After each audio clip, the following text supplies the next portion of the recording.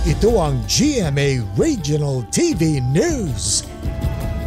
Balita naman sa Visayas at Mindanao mula sa GMA Regional TV.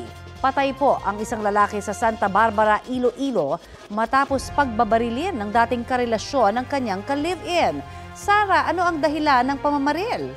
Connie, kawalan ng closure sa pagitan ng sospek at dati niyang karelasyon ang isa sa mga itinuturing na ugat umano ng krimen. Yan at iba pang mainit na balita hatid ni John Sala ng GMA Regional TV. Walong tama ng bala ang kumitil sa buhay ni alias Nono sa Santa Barbara, Iloilo. Ang itinuturong nasa likod ng krimen, ang dating karelasyon ni alias Maymay na live-in partner ngayon ng biktima. Kwento ni Maymay, nagkausap pa ang biktima at sospek sa kanilang bahay pero biglang bumunot ng baril ang sospek at binaril si Nono. Nakuhanan pa ng CCTV camera ang pagtakbo palayo ng biktima. Hindi na nakuhanan ng sumunod na tagpo pero naabutan daw ng sospek ang biktima. Muling pinagbabaril bago tumakas. Ayon kay Maymay, sinabihan pa ng kanyang dating karelasyon ang biktima na wala siyang sama ng loob at tanggap niya ang bagong relasyon. Mahalin lang daw at huwag ipagdadamot sa kanya ang mga bata. Pero sabi ng kapatid ng sospek, posibleng nagalit ang sospek dahil wala raw closure ang kaniyang kapatid at si Maymay. Pursigidong pamilya ni Nono na sampahan ng reklamo ang tinutugis pang sospek.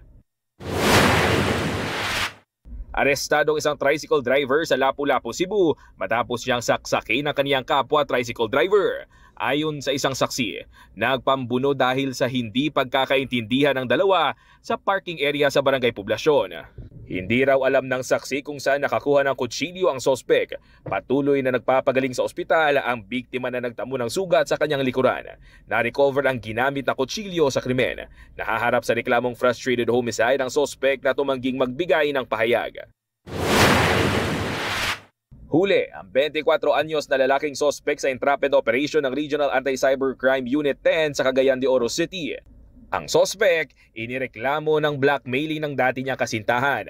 Base sa investigasyon ng pulisya, nakikipaghiwalay ng biktima sa sospek. Pero dahil ayaw makipaghiwalay ng lalaki, doon na niya ginamit ang mga hubad na larawan ng biktima bilang panakot na ipopost sa social media. Nakumpiska ang cellphone ng sospek. Ayon sa pulisya, aminadong lalaki sa ginawang pananakot sa biktima. Naharap siya sa patong-patong na reklamo. Wala siyang pahayag sa media. John Sala ng GMA Regional TV, nagbabalita para sa GMA Integrated News.